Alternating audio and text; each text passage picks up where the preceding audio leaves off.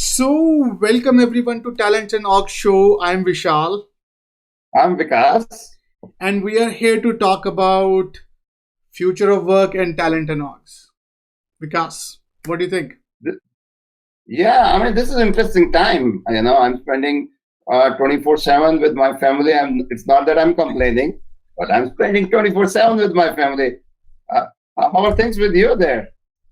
I agree with you. It is unprecedented, but I think I joke with all of people that we interact with. We were built for this. We were for last couple of years. We were all remote, and we are one of those companies who are pretty used to this. So when it comes to working from home, just like what really is it that? But I see the point. So but because I think that brings us to an interesting topic: COVID and future of work. What do you think? It's going to have a huge impact. It's having huge impact. Think about it. I mean, 88% of office-going people are working from home, and some of these habits are going to stick. And once this will be over, I'll be relieved, hugely relieved, and I'd love to kind of.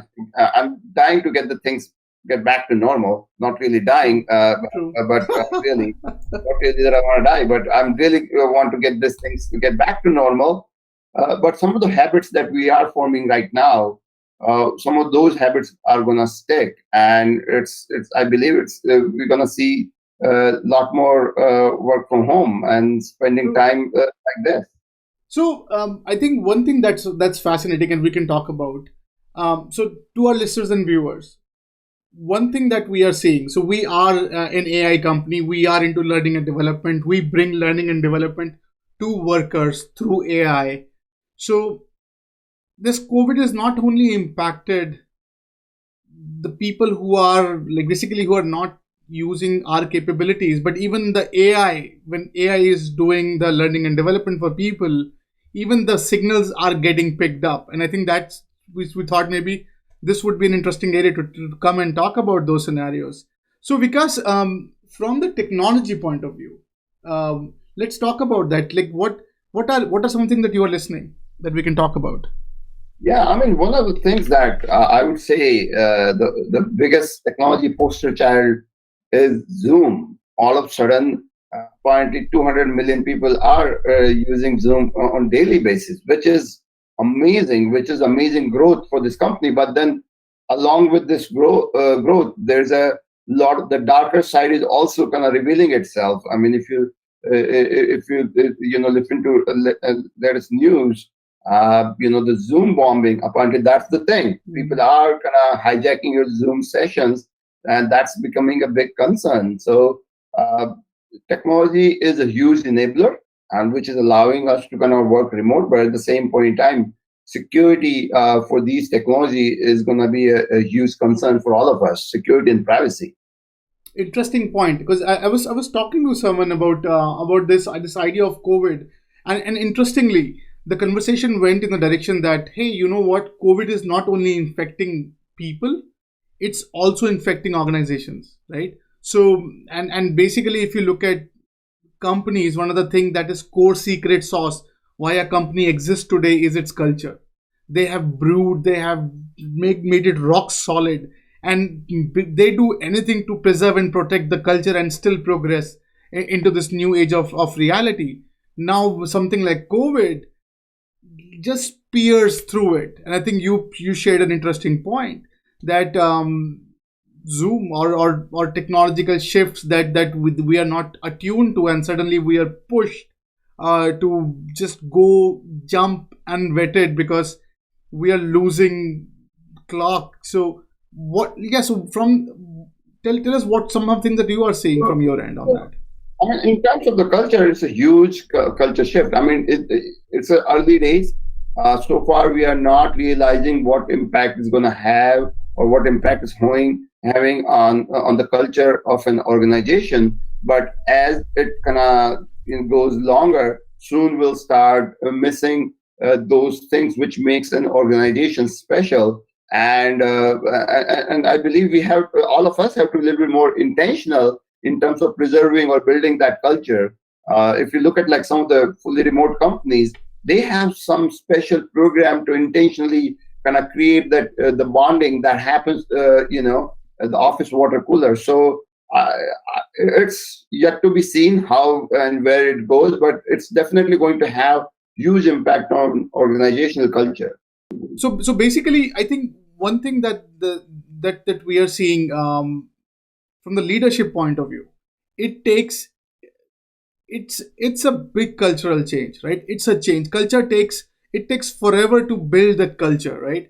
And now when something like this comes along, it really sort of make people jump through new reality without many time not testing, because they don't have time to think, right? So many times when we interact with bunch of HR leaders to understand their perspective, it's sometimes it's heart numbing to see how much pressure and stress are these guys into, right? And basically many times they jump on the technology without even testing or without understanding how the capability of the technology is. But I think, because you must agree that we have been pitching about this idea of, hey, bringing the capabilities right to your door. So culture is anyways demanding this change, which COVID somehow has expedited for all of us. What's your take? Absolutely. I mean, the whole personalization of the culture has also become highly personalized, so to speak, if you think about it. Culture to learning, everything has become personalized. And since now, we are not sharing an office space, we are working in our own personal space. And somehow we have to carry that personal space and connect with the other persons who are working in their own personal space. And we've been talking about this, that culture and learning, they have become a lot more personal. And somehow, while keeping and there are good aspects of having a personal culture or personal workspace, but at the same point in time, there are some drawbacks that you see. And somehow we have to kind of bridge your office space working and your personal space working together in a way that we can build and manage and maintain a good culture. That's a fair point, and I think I was reading this book on organizational psychology, and I think they were talking about, when you see an impact in culture, you see an impact in three broad categories. You see impact in worker and workplace. Like all the three categories are shifting in some or the other capacity. So, and I think this particular author wants to sort of put an emphasis on that. Hey, don't just rush into without thinking about these three segments and how, because if we see the organizations today, they're very intertwined when it comes to whether you call it open workspace, whether you call it like changing paradigm of cubicle space to drive innovation, whether you talk about the design of office space, whether you talk about agile methodologies to design the work, whether you talk about the gig workforce coming and emerging. So it's disrupting from all those vectors, and I think it is really putting a toll on basically all the three verticals that are impacted with COVID. What do you think, Vikas? Yeah, I mean, definitely. I mean, the again, it's having impact on every, pretty much every walk of life, whether it's personal life or your professional life, and having such a huge impact. And all of us are learning. I mean, I'm learning this about this new word. I'm sure you are learning about it in your own ways, and our learnings will, come together. And we've been talking about, before COVID came, we've been talking about this with respect to AI, that how AI is going to change the world, how AI will become really something which is going to drive the next set of innovation.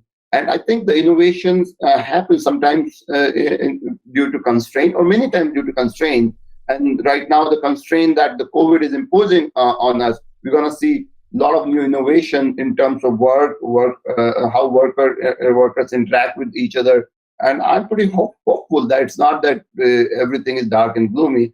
I'm pretty sure that there are some new innovations going to happen. There are new work models going to come up, and there are new ways of kind of interacting with each other, building culture, working together are going to come out of it.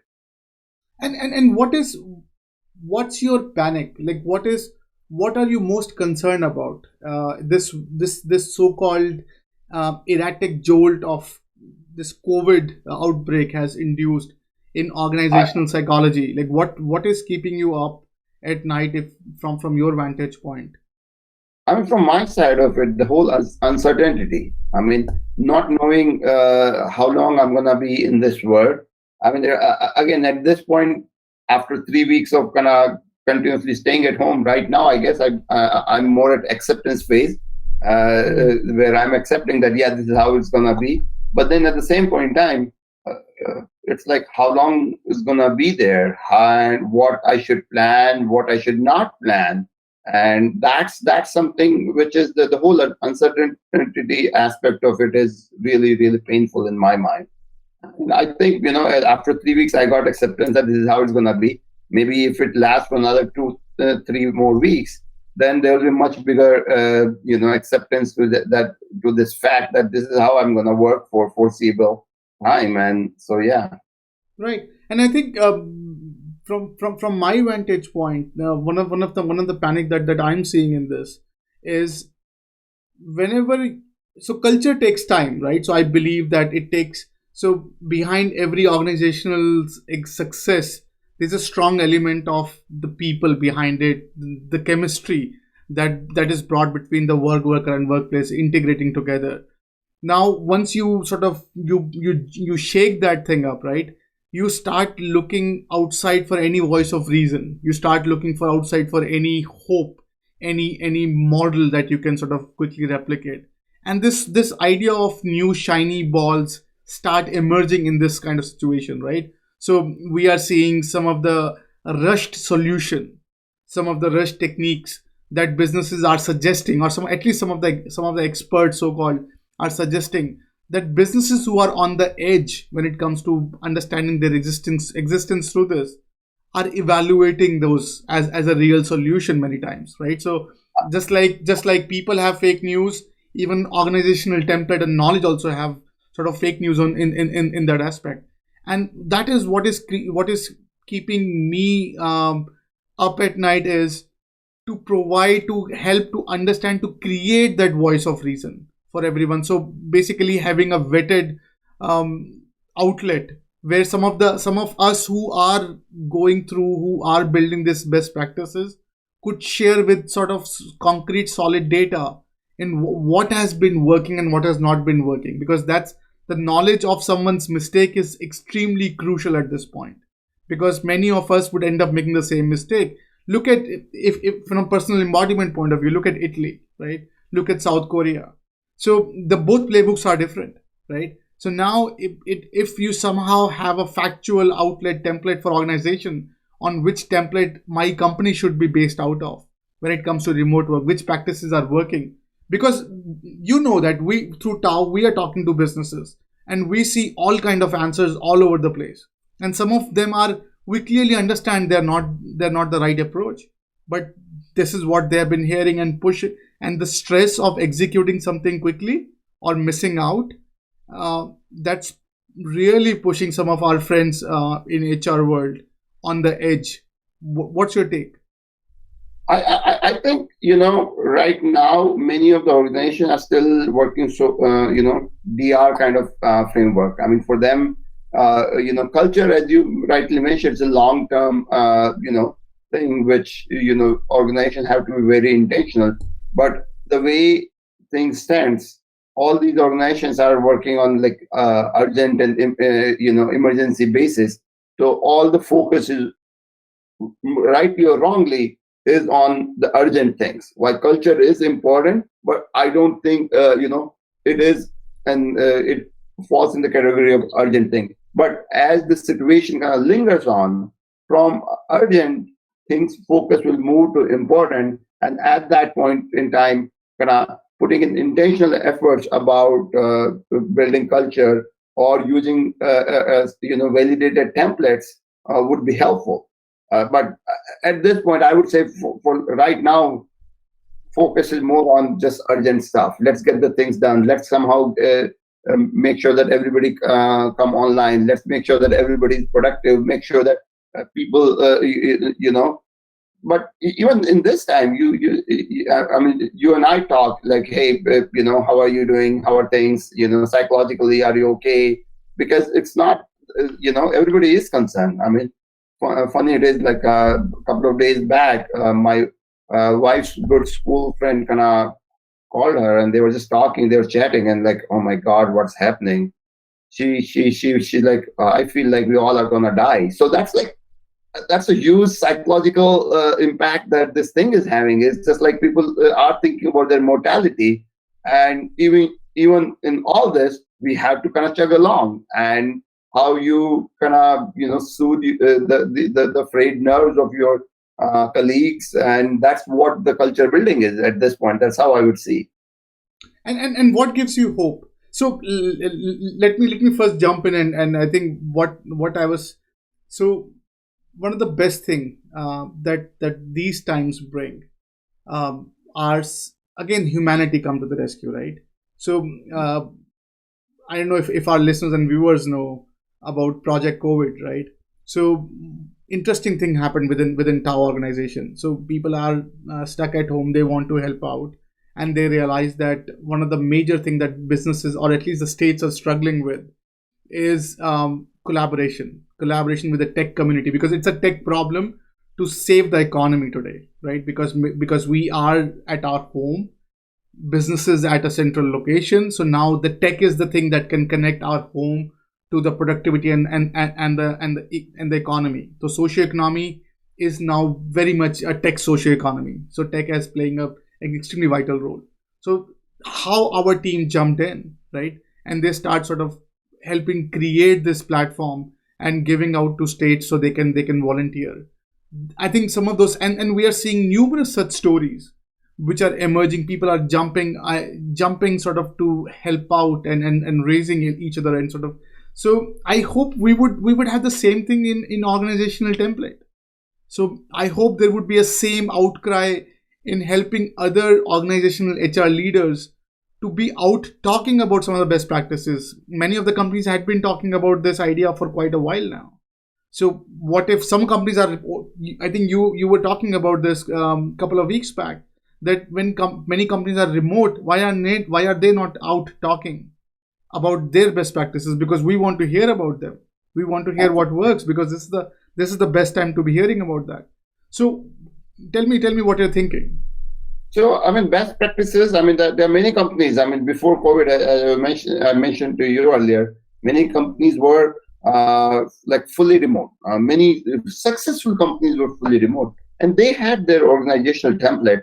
And I think it's time to kind of learn from them and use their organizational template to see. And one company that I really enjoyed, learning about them is GitLab. I mean, they have all their practices kind of made available online, and it is so, and they've been so intentional, and they were so elaborate around how we will interact, how we're gonna have our meetings, how we're gonna have our socials, and how we're gonna onboard people. So having that level of considering the remote scenario, it's not that the organization don't have these kind of things, but kind of having the full 100% remote scenario built into it, it's really interesting. And that's what I kind of look up to, like the way what the GitLab has done, the way the InVision has done. I mean, some of the companies, really innovative companies, they figure out to a certain extent how this remote working is going to work. Interesting. So let's talk about the recipe, or the how can someone who's stuck in this, what could they do, right? So if you are if say you are a company that's going through something like this, and COVID is just one of the incident, right? It's just one of the accidents, we can say. It just things, it's sometimes these cultural changes happen intrinsically, sometimes it's happened extrinsically. This time it's just extrinsically, and it's a lot sort of more invasive when it comes to sort of organizational change. What do you think what's the recipe, or what's the prescription, that if there's an HR leader, what would they do? So what do you think? What would you suggest? So even in the remote work, recognizing right now that most of us are at home with our families. So kind of having a schedule, everybody will have their own schedule. For example, I mean, personally, I will try to kind of get a lot of work done before my kids are up in the morning. I'm sure others have different schedule, but then now it is no longer your the 8 to 5 or 9 to 5 schedule. So have giving that flexibility, working remote itself is a flexibility, but within that framework also you have to build that flexibility, but at the same point in time you want to keep the overlap with other employees who are working, so that you could have your meetings, so you could have your interaction. So that's important. That's one thing that I would say that would help a lot in a way to get a lot of work done. And Yeah. then other thing that I would say is kind of recognizing that all of us are under some stress at this point. I mean, which is, and just kind of recognizing that, having that empathy, trying to understand what's going on and how people are reacting to it, because everybody has different pressures and pulls, and kids are at home, kids are they have their priorities, and somehow you have to make sure that they understand that we have our own priorities and somehow kind of work with it. So uh, again, just like be more human, and that's what is gonna make us through. And us human have a great capability of being really, really, like overcoming these kind of challenges, and just kind of everybody coming together, looking for solutions, coming up with the solutions, and kind of moving forward. So I believe things like that are going to help. So one thing I can think about. So I was talking to this guy was an ex-marine, and he was having an interesting perspective. So what he was talking about was that, Vishal, what happens in sort of in military framework, in army framework, in marine framework, is they practice lot of war scenarios, right? So they practice lot of incidents. Their idea was to hopefully make every accident an incident, right? So hopefully have practices so much that you could sort of you because their panic is panic itself, yeah. So nothing but fear, but the fear itself, right? So Yeah. their biggest anxiety is, if you rushed in a fear to do something, that's more probable than none, because then your fight and flight, you shrink your brain's ability to think rationally, and that really puts you at a very risky situation. So one thing that whenever I see these scenarios, right, I said, okay, um, and this guy was saying that one of the best thing that was given to an organizational psychology was maturity, understanding your Mm. maturity, right? So whenever you put in this, so obviously one is panic, right? Just two, fight or flight, right? Sure, it's gonna come. But what I think we should think about is, we all are mature, right? So we all have understanding of our maturity levels. It's very quantifiable approach of understanding. Hey, either we are learning, it's a new thing for us, or say for something like Tao, we have been doing this. So to us, it's a normal, but we have never gone to the level where we can educate someone. What are some of the best practices? Right. We never cared, right? This is the best time to sort of for us to think about that. Oh, sure, we care. But on the other side, if you're some other company who's stuck with this at a very early level, the point is, think of it this as a maturity challenge, right? That suddenly gives you a playbook, a rational brain to think about it, an ideological sketch that you can pursue this. So it just gives you a very, instead of sort of understanding and going giving into this so-called wave, you will be a slightly more educated, reactive, interactive about sort of these new realities. What do you think? And I think some of the practices that we've been using at Tao, I think we could kind of make those public, and maybe we could use our work 2.0 platform to kind of just kind of have those practices more be more public about it. And I believe that's going to benefit all of us. And it's not just for, like, we want to share it with others for their own benefit, but it's for our own benefit too, because people are going to comment and make some suggestion about it, and that's how we're going to improve ourselves. So it's not altruistic, but it's like us helping others other help us, and we kind of all kind of get the benefit out of it. So that's a very interesting point. Vikas. So to our listeners and viewers, just to let you know, so we have something called work2.org, and that's basically one of the because as we were talking about, and I think last couple of months back, which we had our internal team meeting, and we realized that we are not sharing enough on some of the insights, because we are all about AI, work, learning. Any sentence that has all these three words in it, so that's pretty progressive in the nature. And many businesses that we interact with, we see that hole, we see that sort of that void that some of these businesses are trying to fulfill. So we said, okay, can we use this work.org template? So that's why that website is created, and I think if you're not already hearing from us, maybe sometime you will. If not, check work2.org out. I'll also put the link on the description for us to collaborate on. But that's a very collaborative platform where we all should step up and step in to educate some of our best practices, talk about our nightmares, be very open. HR is seldom someone's core competency, right? So, but it is extremely crucial for our core competencies to exist. So I think it's the time for HR, or we in HR world, to realize and adapt. Because if we are not adapting it fast enough, many of us are already losing to this new reality of existence for organization. So why not we just give in and try to have bring an ecosystem that we all can thrive in? Because right now we desperately as a humanity need those systems in which we can interact. So Vikas, in what do you think in your playbook? What are some of the winners? Who would be the winner in this Well, COVID-19 horrific scenario? I know. I mean, talking about winners in this horrific scenario sounds morbid, but at the same point in time, in every in every crisis, there are like some winners or losers come out of it. And in this scenario too, there will be winners, and the winners will be the companies and organizations who show a lot more flexibility, and who have much better insight about their own employees, about they are the one who gonna come out of this crisis as winner. And the other thing is, as like what happened during the last big economical crisis, which was like around 2008, people thought that bigger banks are a problem and they're gonna be a problem, and we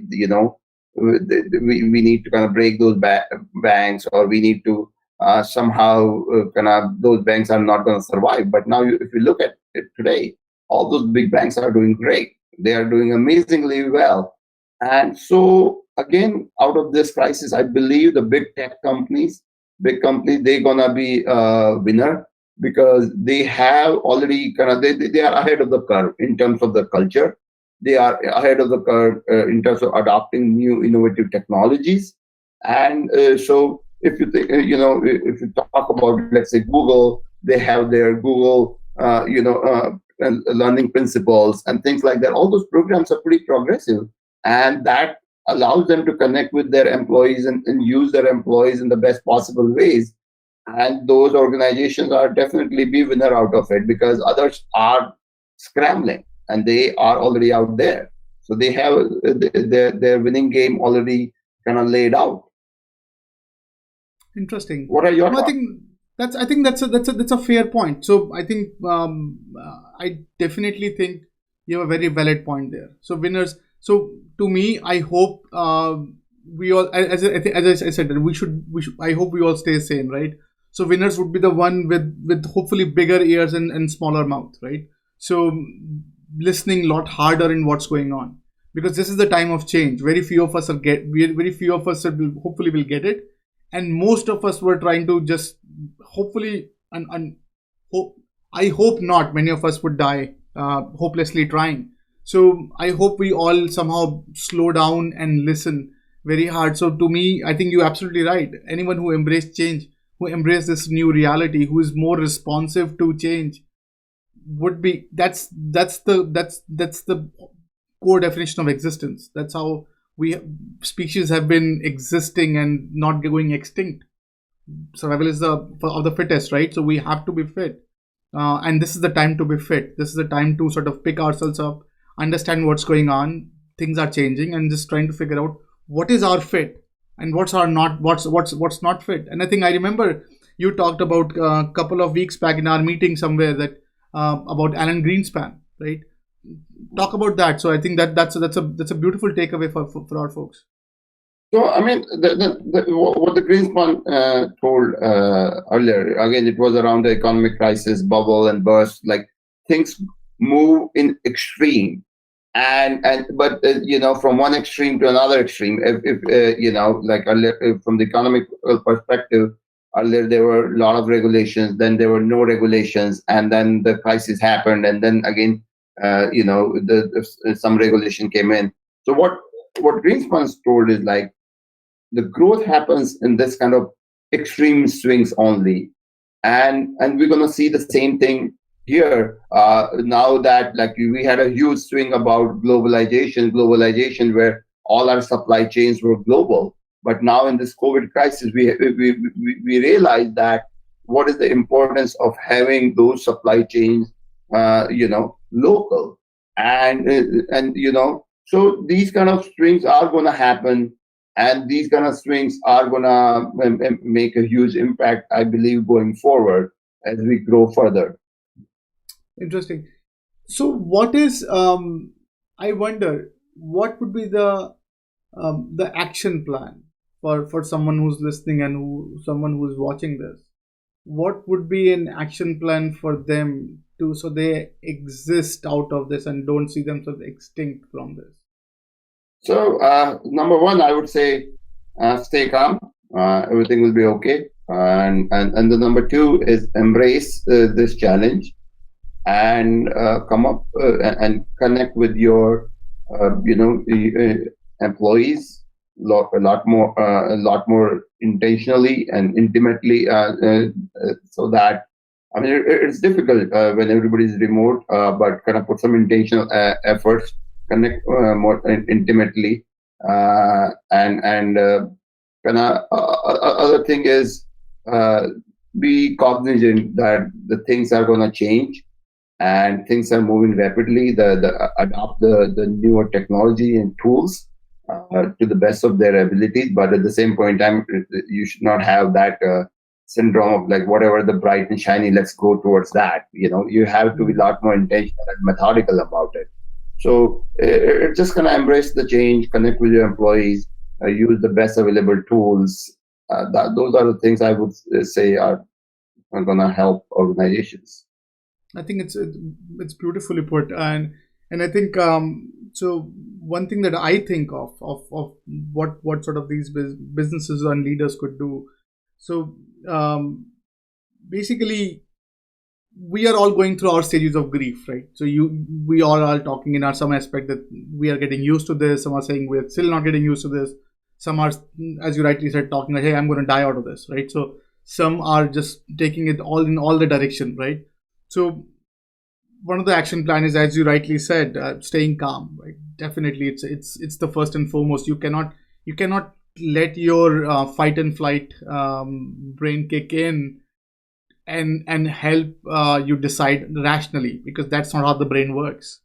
You need to have consensus. And I think I was talking to someone yesterday, one of the interesting one of the leaders in Fortune 100 company, and we were talking about how it's important to have councils for these scenarios. So if you look at, say, and because we know, we have seen we are from India, so we have seen this in our villages, this rock solid culture of consensus building, right? So we have so-called panchayats, right? We used to have something called this tribal leaders who have gone through, who have seen these things in ages, like in 17 times, and they are very calm about it, and they become the leader for the entire village, helping them find this voice of reasoning through this panic. So they all used to huddle underneath a tree and start talking their issues out in this panic times. And these sort of noblemen, because they have seen so many hicks and humps, that they can just jump in and say, okay. So I think we need that consensus building. We need that so-called community, or we need that council within organizations, So we can, whenever we are thinking, number one is hopefully if 17 people are panicking, then it's a reason to panic. If you are panicking, then maybe the 17 people will give you that calm that you're seeking for. So I think from when I am going to this, and when I'm talking to anyone, I would suggest that, hey, have your counsel ready. Whenever you're Mhm. deciding on things, bring up that counsel meet every time, understand the rationality behind whatever is happening, and then understand the maturity, right? There's a playbook out there. We have done like 17 maturity disruptions since the very word was coined. So if you look back, when it comes to disrupting, when we were clouds before that, there was a whole industrial French Revolution happening. So we have seen a lot of evolution trends, and almost in everyone, the council is the element that saved us. So having that ideology, and I think you rightly said, embracing change, and this is going to happen, right? It's okay, and hopefully with the council thing, that would be sorted out. So at least it's not you who's taking the most of the heavy decisions. At least it will be sort of calmed out with those noblemen in the council shape and form. So at least you, because what you have to do is, or at least your culture need to do is find that rational brain. Even our culture has a brain, right? I hope there's no leader with an itchy finger, right? And that's what happened Mhm. when a leader is given too much power with an itchy finger. You have to have this checks and balances around us, and a lot of us right now should have that checks and balances around us, so to help us go rationally about this.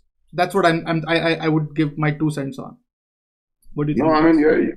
you're absolutely right. I mean, again, the leadership and having that council is super important during these trying times, and they are always important, but these are super important at this point to kind of move forward and just kind of get something good out of it. So yeah, Awesome. So I think that brings us to the end of this conversation. I hope you liked what you are hearing. If you like what you're hearing, like, share, and subscribe. We want to hear your thoughts. We want to invite you in our conversation, so we can have a broader conversation about these topics. We are all in this together, right? So that's, I think, what we all have to understand, that we need to be in this together. So if you can promote, if you can support, and if you can provide us feedback, that would be appreciated, because we all want to grow and we all are in this together. With that, Vikas, do you have anything else to say before we close it out? no, it's a great platform to just connect with our audience and just kind of hear their thoughts and how they can kind of you know give their good counsel to us, and if there are anything they can learn from us, that would be amazing and awesome. Awesome. So with that, thank you everyone for checking up. Um, we are thinking of posting this conversations once or twice a week. We're still figuring it out. So keep a lookout on the channel. Promote it within your circle. Let us know what you think. If you like what you're seeing, like, share, and subscribe. With that, thank you so much, and stay sane and rational through this. Guys, we have done this thing in the past. We will do it again. Let's stick together and just get over this. Bye bye. Bye bye. So let me close. At least एक episode तो बन गया ये. What do you I think? think it came along well. इसको थोड़ा इधर उधर थोड़ा सा